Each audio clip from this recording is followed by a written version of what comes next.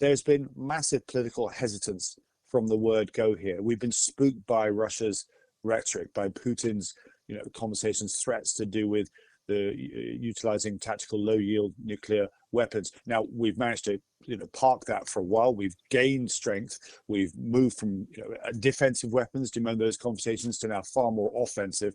We've got main battle tanks, even F-16s heading the right direction. But it's always been, a lot of this has been very, very late in the day in actually gaining the resolve to look at Russia and not be spooked by that rhetoric, but stare at Putin in the eye, and us not being the ones that blink. Well, earlier tonight, I spoke to the Conservative MP Tobias Ellwood, who chairs the Defence Select Committee. I mean, Ukraine has done well, I think, to retain the moral high ground in this war. Russia is the aggressor, and the world should step forward and support the victim, Ukraine in this case, in defending its sovereignty.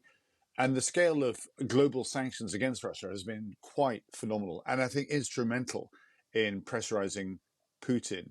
But as this war has gone bogged down, it's Russia that stooped low, in breaching the Geneva Conventions, in targeting civilians and its infrastructure.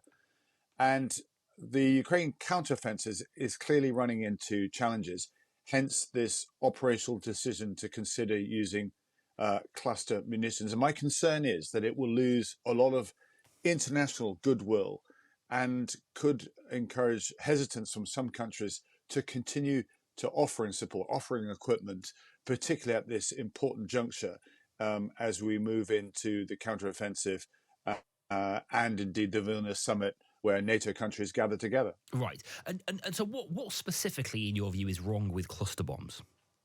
Well, just to clarify what they are, these are area effect weapons. They're deployed from the air, or indeed artillery, scattering bomblets, if you like, over a very, very large area. Now, they're either designed to detonate immediately, straight away, perhaps to take out an existing minefield, for example, or they lay on the ground, actually being a new minefield themselves, waiting to be trodden on. Either way, they're likely to leave a lot of deadly ordnance on the battlefield long after the war is over. And this is why Britain, amongst other nations, have actually signed up against the convention and the use of these, not only the use, but also the export too. And this is the concern, is that no matter how careful we are, there's always going to be a lot of munitions that don't explode. And as we've seen in Africa and places, it's often children that are then either killed or maimed, life-changing injuries because of this.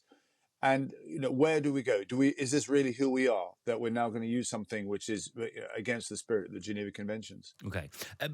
Russia have described the decision by the US to provide cluster bombs as an act of desperation in the face of a failure of much-touted Ukrainian counteroffensive. They would say that, wouldn't they? Of course they would. But even supporters, Tobias, will read this as being an undesirable intervention. You got the sense from what President Biden was saying that he was kind of uncomfortable himself with the decision, really, a very difficult decision, one that he'd taken a long time to consider. Does it reflect, therefore, actually where this counteroffensive is, and is desperation the right word to use? Yeah, I mean, firstly, going back to your comments about Russians, I mean, they've been using them themselves. So listening to Putin's, criticism of this, he doesn't really have a leg to stand on. Russia isn't a signatory of the convention against their use, and neither is Ukraine nor United States either. And I think that's the dilemma that we now face, is that you have so many NATO countries, so many EU countries, so many of those who are supportive of Ukraine now looking at this, thinking, is this really where we want to go? The challenge is that this all comes because Ukraine themselves are short of the conventional artillery. And the West hasn't been able to produce enough of the shells, the munitions that they require.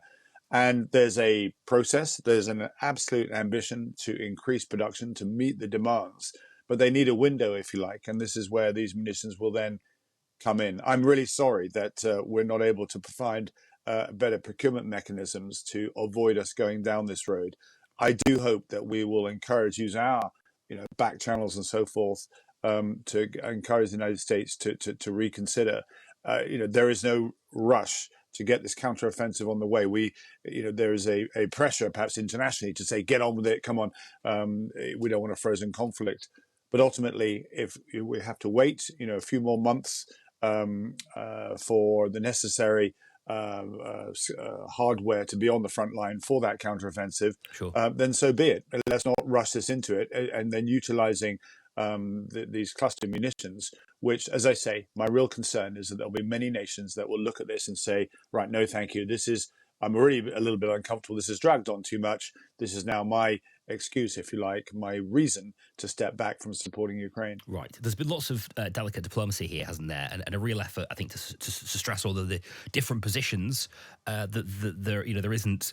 The Western allies aren't, as seriously at odds, although there are odds over this particular issue between America and other European countries.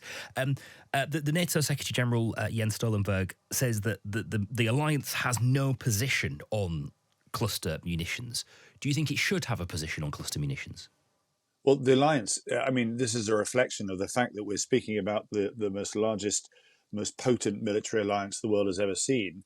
And yet, to some degree, it's absolutely neutered by the consensus that controls the governance of NATO. The reason why NATO itself couldn't send forces in prior to the invasion, just to sort of shore up support for Ukraine and prevent Russia from invading in the first place, is because there was no consensus. You had, both Turkey and Hungary absolutely, step up and show their tacit support, if you like, for Russia. The fact that Sweden can't even get across the line and become a full member, let alone Ukraine in the long term as well, it shows there was simply going to be no chance of having a single, unified decision on cluster munitions itself. Going back to the United States, which is now seeking to do this, political hesitance from the word go here. We've been spooked by Russia's rhetoric, by Putin's, conversations, threats to do with the utilizing tactical low-yield nuclear weapons. Now, we've managed to, park that for a while. We've gained strength.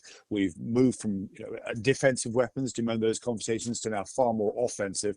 We've got main battle tanks, even F-16s heading the right direction. But it's always been, a lot of this has been very, very late in the day in actually gaining the resolve to look at Russia and not be spooked by that rhetoric, but stare at Putin in the eye and us not being the ones that blink. But that's exactly what we did prior to the invasion, when Zelensky then said, please send in a couple of brigades, shore our support and prevent this invasion in the first place. We didn't do that. Tobias Ellwood speaking to me earlier. Well,